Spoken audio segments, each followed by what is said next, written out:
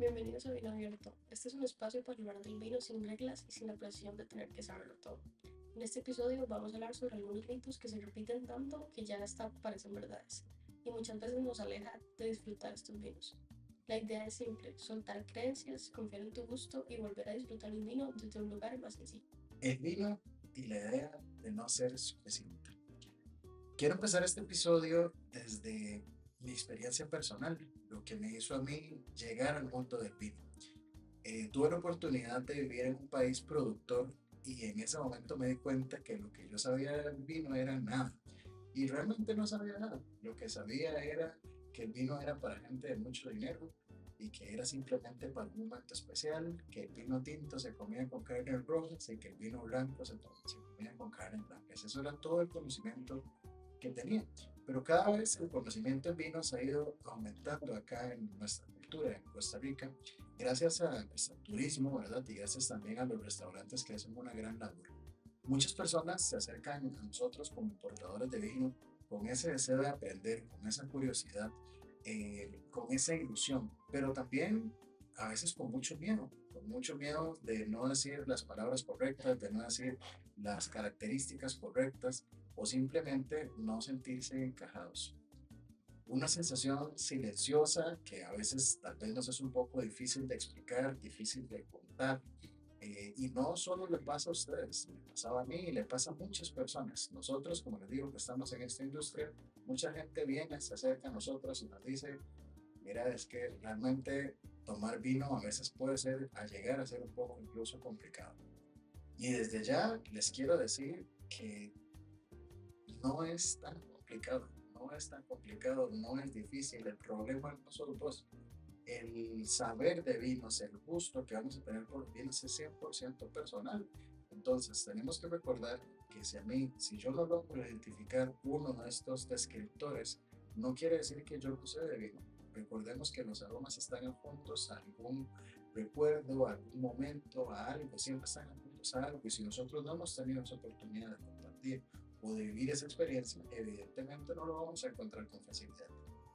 Yo no sé si ustedes lo habían notado, pero el vino con el tiempo, al menos acá en Costa Rica, se ha ido llenando de palabras técnicas, se ha ido llenando de rituales, que si no tenemos una copa en especial, que si no tenemos un plato en especial. Y yo a veces siento incluso que el vino se vuelve como un examen. A la hora que estamos tomando vinos entre amigos, si yo no doy el descriptor correcto, puede ser que mis amigos, puede ser que incluso me lleguen a mirar extraño, ¿verdad? Entonces, eso cada vez, por dicha, con las catas que hemos ido haciendo y las catas que hay en Costa Rica, nos vamos dando cuenta que no, que el vino no debe ser tan estructurado. Una vez un productor de vino de Viña de Recoba me dijo algo muy bonito, tu vino, tus reglas. Una vez que yo compro esta botella de vino, esa botella de vino es mía y yo me la tomo como yo quiero. Incluso si me la quiero tomar a una temperatura ambiente, ¿verdad? Porque es mi vino, es mi botella y es mía. Si me la quiero tomar en un vaso, como sea, entonces es algo que tenemos que también aprender a respetar.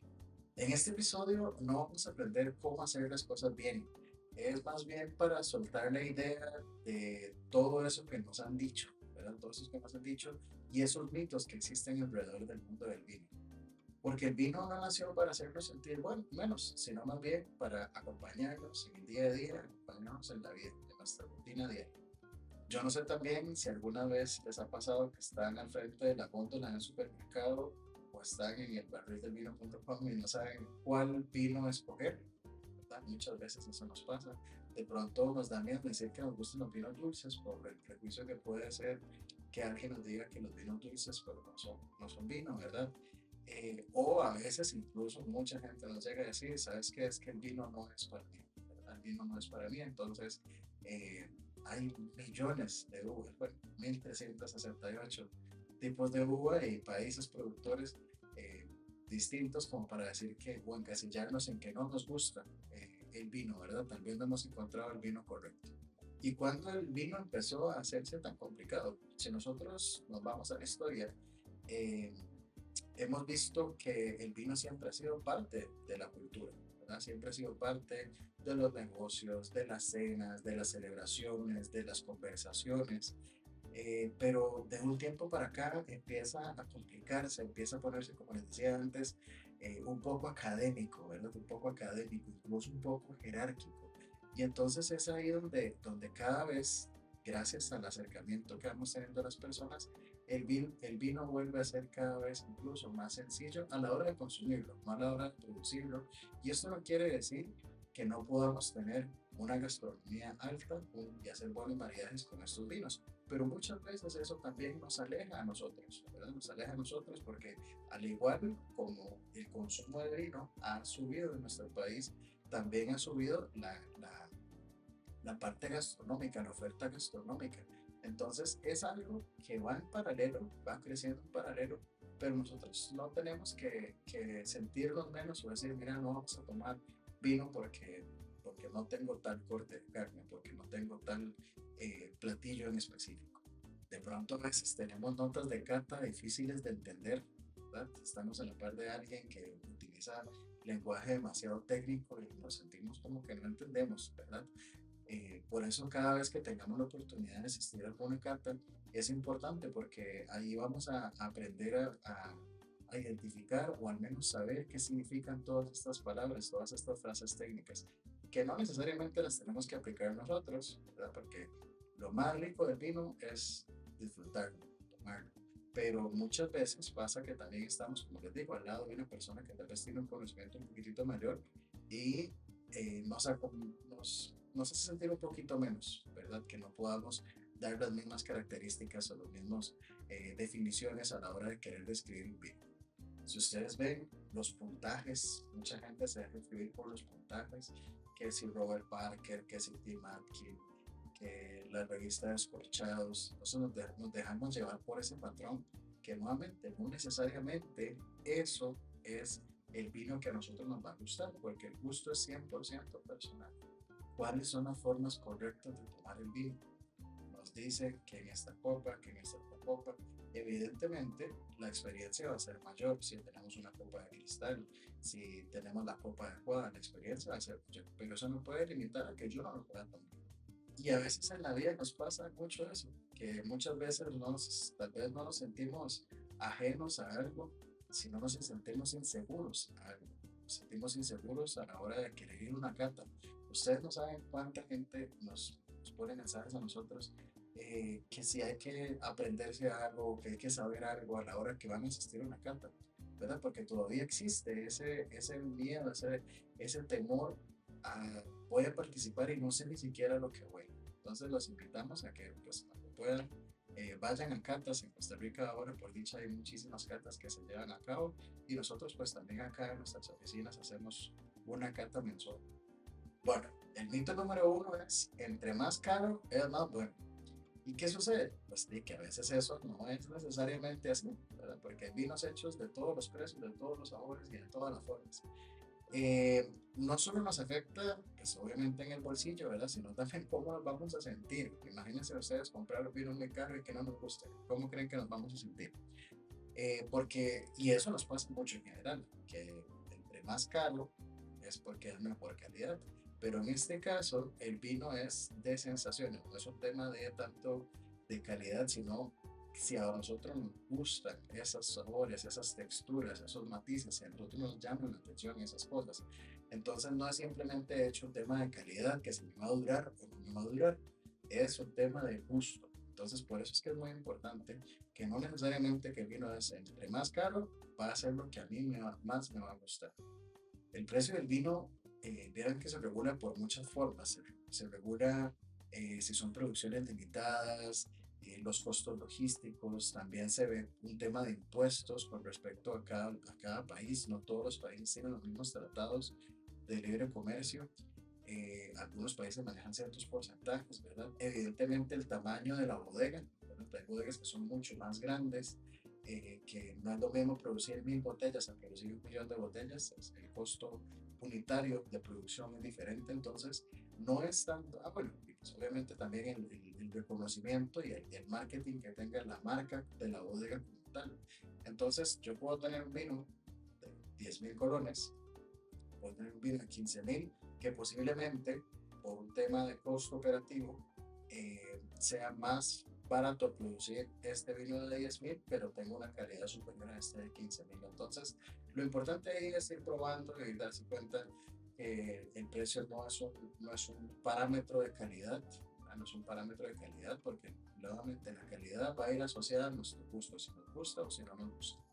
El precio del vino no nos va a garantizar para nada el placer. Eh, Hay vinos que son muy caros, que son hechos específicamente para analizarlos, vinos que son hechos para guardarlos, vinos que son hechos pues, para gente con mucha experiencia, vinos históricos, ¿verdad? De añadas muy viejas, que evidentemente el precio va aumentando también pues con la historia y que toque el almacenamiento. No es lo mismo tomarse un vino que se mantenga en buen estado de 1948, ¿verdad? A un vino actual.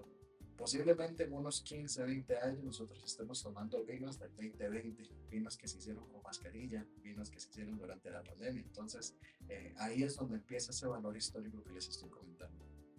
Hay vinos que son un poco más accesibles, que son vinos hechos para disfrutar, vinos para disfrutar específicamente en el momento, ¿verdad? Entonces, no quiere decir que no podamos comprar vinos pensemos nosotros o lo decimos de gama alta, ¿verdad? Porque sí, sí se puede, nosotros podemos darnos esos gustitos de vez en cuando, pero que ese no sea un parámetro, que ese no sea algo que nosotros nos detenga, veo una botella de 7.000 colones, veo una botella de 10.000 colones y que eso nos detenga a consumir ese tipo de vinos, porque puede ser que nos llevemos una gran sorpresa y que ese sea el vino que a nosotros más nos guste, porque tenemos que recordar que esto se trata de conexión. A veces conectamos con un vino y es el vino que utilizamos para todos los eventos que tenemos. Insisto, si compraste una botella de vino y no te gustó, no fallaste vos como persona. Simplemente no conectaste con el vino o los sabores del vino no van con vos. Pero no está, puede ser el vino más famoso, el que la gente siempre te ha recomendado, que este vino nunca va a fallar, pero puede ser que específicamente a vos no te gusta ese vino. Y eso no está mal. Mito número 2. Saber catar es saber de vino. Pues no, miren que como importador de vinos tenemos cualquier cantidad de consumidores que toman el vino para disfrutarlo, ¿verdad? Toman el vino para disfrutarlo. Siempre, claro, cuando asistimos a una cata, se trata de incentivar eso, ¿verdad? De ir tratando de descubrir qué aromas tenemos en la copa, qué sabores, cómo se cata, pero lo que nosotros rescatamos es que el vino es para disfrutarlo. Entonces, simplemente, pues podemos ir cada vez adquiriendo más conocimiento técnico, pero no es un requisito saber o cuáles características o qué cosas decir para poder tomar vino. Hay que recordar que en el vino todo es válido, tu opinión es válida, no hay respuestas incorrectas, el vino no pide precisión, que muchas veces nos pasa eso, ¿verdad? El vino no pide precisión, lo único que te pide es disfrute y presencia y pues brindar. Mito número 3. El vino blanco es solo para carnes blancas y solo para refrescar. Pues vieron que no es necesariamente así. Eso limita mucho el consumo de vino blanco o que es solo para el almuerzo. Limita muchísimo el consumo de vino blanco porque hay blancos, evidentemente, que son refrescantes, hay blancos con acidez más alta, más baja, blancos que tienen más estructura, más peso en boca. Entonces, no es solo para refrescarnos el momento, solo para el calor, ¿no? Hay blancos que requieren de su tiempo, que se abran, ¿verdad? Porque tal vez han sido blancos que han sido añejados en barrica durante cierta cantidad de tiempo, que necesitan oxigenarse, que necesitan algo un poco más de peso en boca, más grasa, más textura, más cremosidad. Entonces, démonos la oportunidad de probar esos blancos también, hacer sus propios maridajes en casa, que sean diferentes, ¿verdad? Como les decía, no existe una regla específica para hacer un maridaje.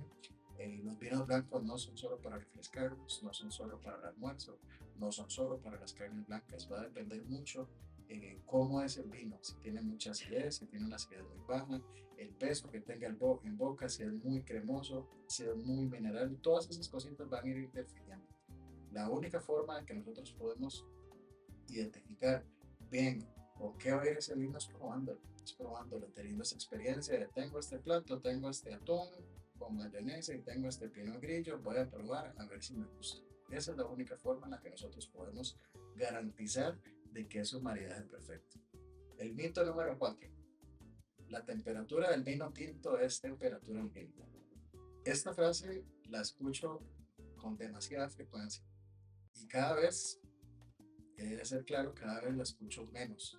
¿Por qué? Porque resulta que la temperatura ambiente es demasiado relativa, ¿verdad? No es lo mismo estar en Puerto Jiménez, allá en Corcovado, o estar en Monteverde, o estar en el Cerro de la Muerte. La temperatura ambiente es muy relativa.